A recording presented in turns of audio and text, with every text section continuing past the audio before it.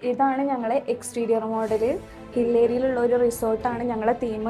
Mainly focus ചെയ്തിരിക്കുന്നത് കപ്പിൾസിന് വേണ്ടിയിട്ടാണ്. അതായത് ഒരു ഹണിമൂൺ റിസോർട്ട് പോലെയാണ്. ബെഡ് സ്പേസും കാര്യങ്ങളൊക്കെ അതിന് വേണ്ടിയിട്ടാണ് ഡിസൈൻ ചെയ്തിട്ടുള്ളത്. താഴെ 2 പേർക്ക് സിറ്റിങ്ങിനുള്ള 2 സോഫ ഉണ്ട്. പിന്നെ ഒരു മിനി ബാർ ഏരിയ ആയിട്ട് ചെറിയൊരു പോർഷൻ സെറ്റ് ആക്കിയിട്ടുണ്ട്. പിന്നെ അത്യാവശ്യം ലൈറ്റിങ്ങും കാര്യങ്ങളൊക്കെ കൊടുത്തിട്ടുണ്ട്. അത്യാവശ്യം ഡീറ്റെയിലിംഗ് ആയിട്ട് തന്നെ ചെയ്തിട്ടുണ്ട്.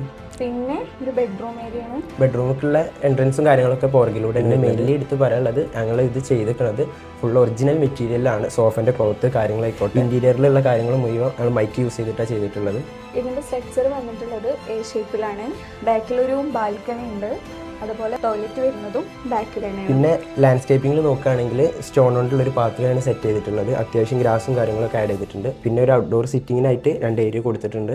2 സിറ്റിങ്ങിൽ വരുന്ന ഒരു ഏരിയ കൊടുത്തിട്ടുണ്ട്. പിന്നെ ഇവിടെ സ്റ്റെയർക്ക് പോകാൻ വേണ്ടിയിട്ടും സ്റ്റോൺ കൊണ്ട് ഒരു പാത്ത് സെറ്റ് ആക്കിയിട്ടുണ്ട്. ഇതാണ് ഞങ്ങൾ എക്സ്റ്റീരിയർ മോഡൽ വരുന്നത്. അപ്പോൾ ഇങ്ങനെ ഒരു ക്രാഫ്റ്റ് വർക്ക് ചെയ്യുമ്പോൾ എല്ലാത്തിൽ നിന്നൊരു വെറൈറ്റി ആയിട്ട് തന്നെ ഒരു ഡിസൈൻ ചൂസ് ചെയ്യണമെന്നുണ്ടായിരുന്നു. അതുകൊണ്ടാണ് ടീമൊക്കെ ആയിട്ട് ആലോചിച്ച് നല്ല ടൈം എടുത്തിട്ടാണ് ഈ ഒരു ഡിസൈൻ ചൂസ് ചെയ്തത്. ഇതാണ് ഞങ്ങൾ ഇന്റീരിയറിന് ചൂസ് ചെയ്തിട്ടുള്ള സ്ട്രക്ചർ.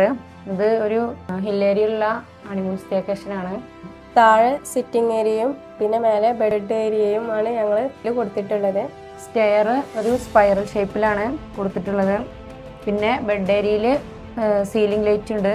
ഇത്രയാണ് ഞങ്ങളെ പ്രൊജക്റ്റിൻ്റെ ഡീറ്റെയിൽസ് വരുന്നത്.